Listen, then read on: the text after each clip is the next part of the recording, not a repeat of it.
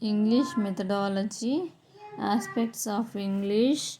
English is taught as a second language in India. Teaching a language as second language is not new for the world. During the 2nd century BC, Romans studied Greek. Many places in India, the people of native languages studied Sanskrit. For English, grammar translation method is the chief method of teaching English as a second language. Bilingual method gained popularity during the 16th century.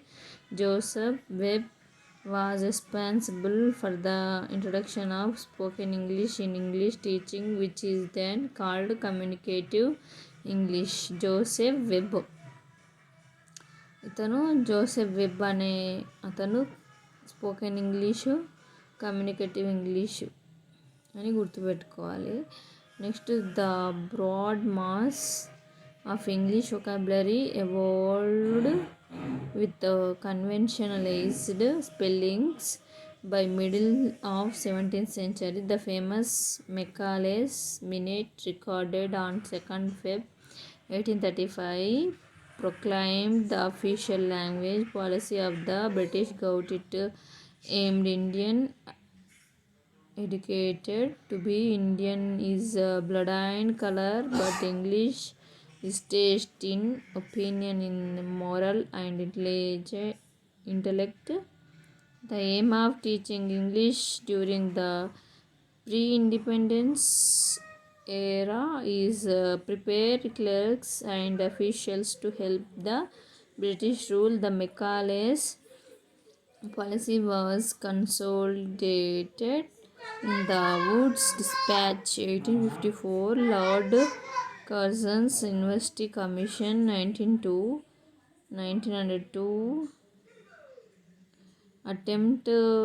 attempted at better English learning. In 1917, Gould set up Sadler Commission stressed the study of English. All universities adopted English as the medium of instructions, but 2 universities, Banaras Hindu University, opted Hindi, and Usmania University adopted Urdu as their medium of instruction. Teaching English in India can be divided into 4 phases: 1835, 1856, 1857 to 1882, 1883 to 1935, 1935 to 1947.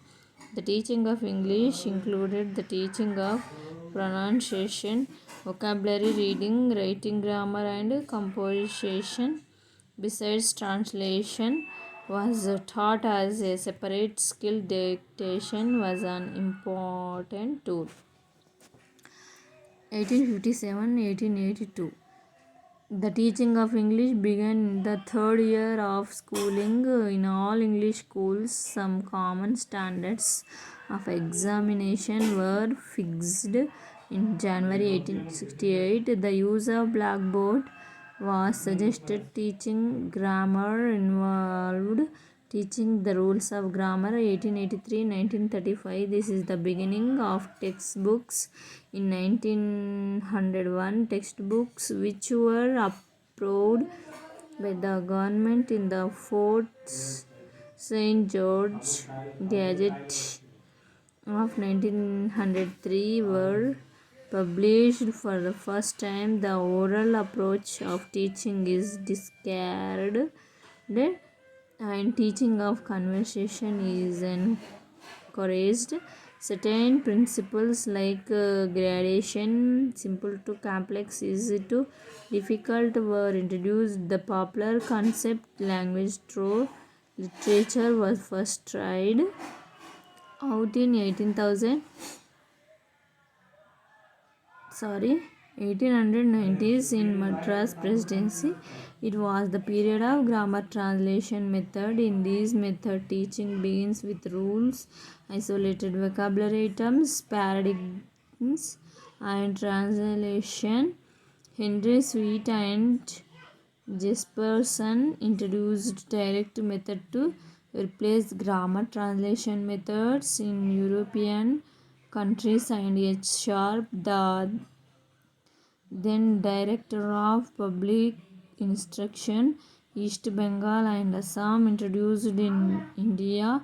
In 1904, teaching of grammar shifted from formal to functional, and sentence but not the word was made the unit of speech.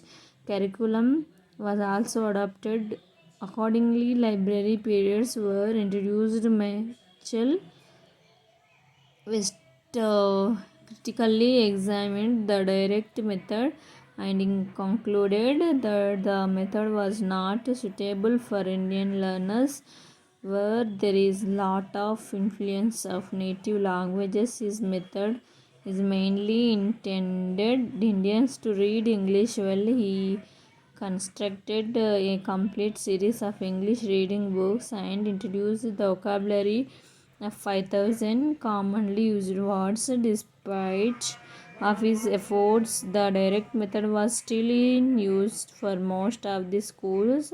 1935-1947,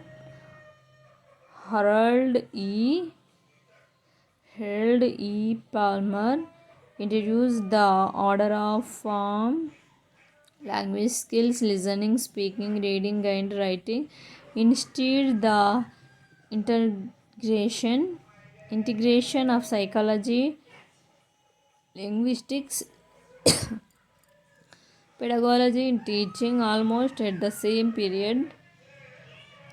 Acton introduced basic English to provide an international second language for general and technical communication. This attracted Churchill, Roosevelt, and Nehru and introduced in India, China, and Greece.